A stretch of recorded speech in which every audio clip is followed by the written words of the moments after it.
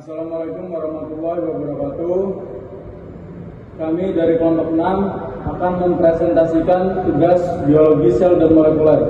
Dengan saya sendiri, perkenalkan, nama saya Muhammad Fikri Saputra, NPM saya 25220509. Saya Rofiq Iskandar, NPM saya 25220559.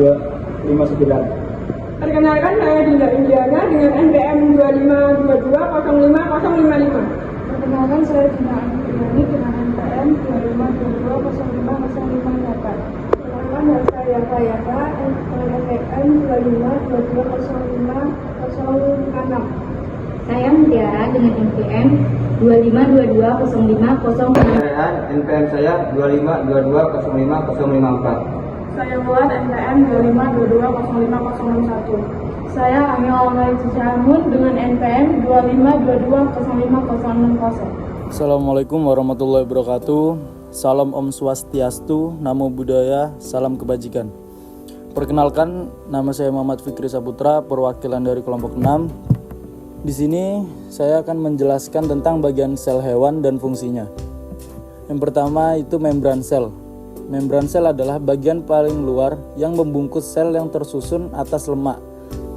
Bisa disebut dengan lipid dan protein, bisa disebut dengan lipoprotein.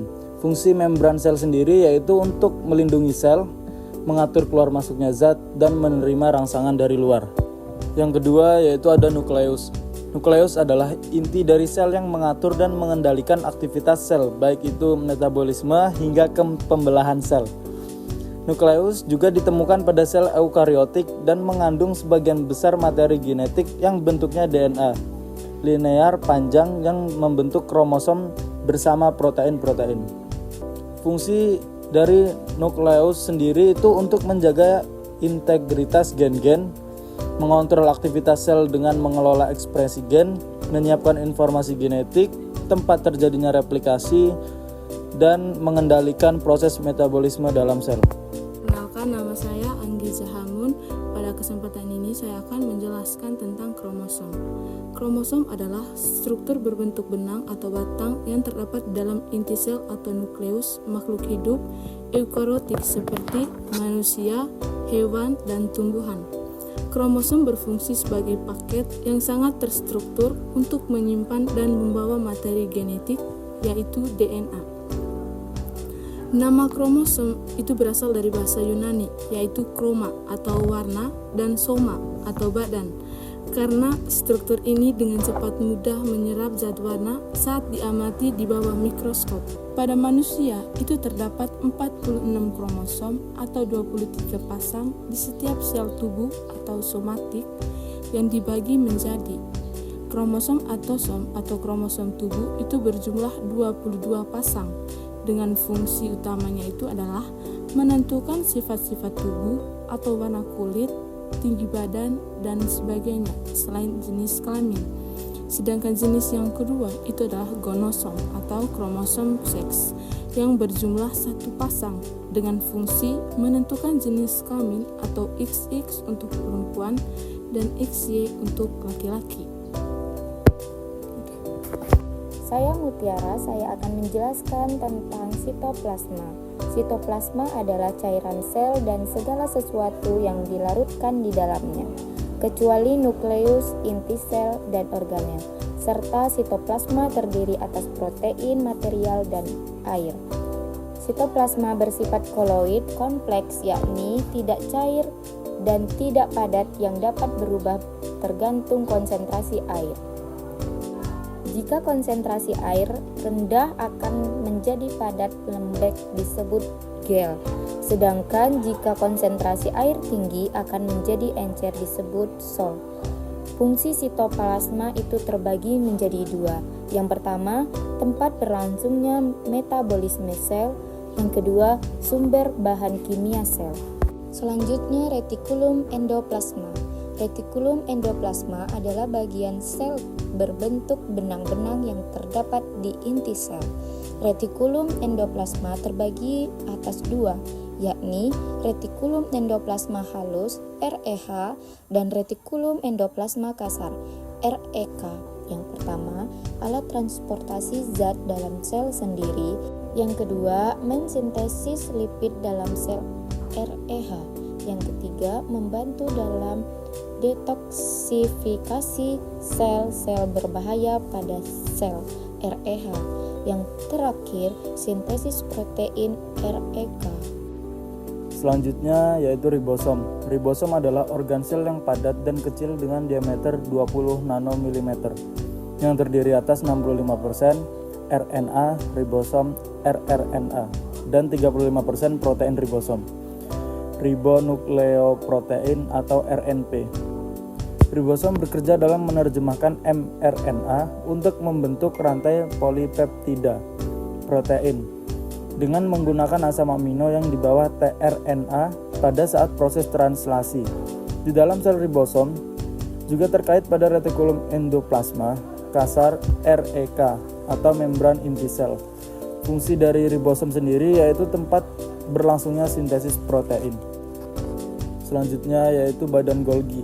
Badan Golgi atau aparatus Golgi atau kompleks Golgi adalah organel yang dikaitkan dengan fungsi ekskresi sel. Badan Golgi dapat ditemukan di semua sel eukariotik dan terdapat pada fungsi ekskresi seperti ginjal. Badan Golgi berbentuk kantong pipih yang berukuran kecil hingga besar dan terikat oleh membran. Setiap sel hewan memiliki 10-20 badan Golgi. Fungsi dari badan Golgi sendiri yaitu membentuk vesikula, kantung untuk ekskresi, membentuk lisosom, proses protein, dan membentuk membran plasma. Selanjutnya yaitu mitokondria. Mitokondria sendiri adalah organel terbesar yang merupakan mesin dalam sel. Mitokondria berbentuk mirip dengan cerutu yang memiliki dua lapis membran yang lekuk-lekuk dan dinamakan kritas. Oksigen dan glukosa berkombinasi dalam membentuk energi atau bisa disebut dengan ATP yang diperlukan untuk metabolisme dan aktivitas seluler dalam organel, sehingga mitokondria dijuluki sebagai the powerhouse karena menghasilkan energi. Mitokondria dalam bentuk tunggulnya disebut dengan mitokondrion. Mitokondrion adalah organel yang mengubah dari energi kimia ke energi yang lain. Fungsi mitokondria sendiri yaitu yang pertama menghasilkan energi dalam bentuk ATP, yang kedua sebagai respirasi seluler. Selanjutnya lisosom. Lisosom adalah organel berupa kantong terikat di membran yang berisi kandungan enzim hidrolitik yang digunakan dalam mengontrol pencernaan intraseluler di keadaan apapun. Lisosom terdapat pada sel eukariotik. Fungsi lisosom sendiri yaitu pemasukan makromolekul dari luar menuju ke dalam sel dengan mekanisme endositosis. Yang kedua, mencerna materi dengan menggunakan fagositosis. Yang ketiga, mengontrol pencernaan intraseluler. Dan yang keempat, penghancuran organel sel yang telah rusak autofagi. Selanjutnya, peroksisom atau biasa disebut dengan badan mikro. Peroksisom adalah kantong kecil yang berisi dengan enzim katalase yang fungsinya menguraikan peroksida H2O2 yang merupakan sisa dari metabolisme yang sifatnya toksik menjadi air dan oksigen yang membahayakan sel. Peroksisom sendiri banyak ditemukan di sel hati dan ginjal. Fungsi peroksisom menguraikan peroksida H2O2 dari sisa-sisa metabolisme toksik, perubahan lemak menjadi karbohidrat. Selanjutnya yaitu sitoskeleton.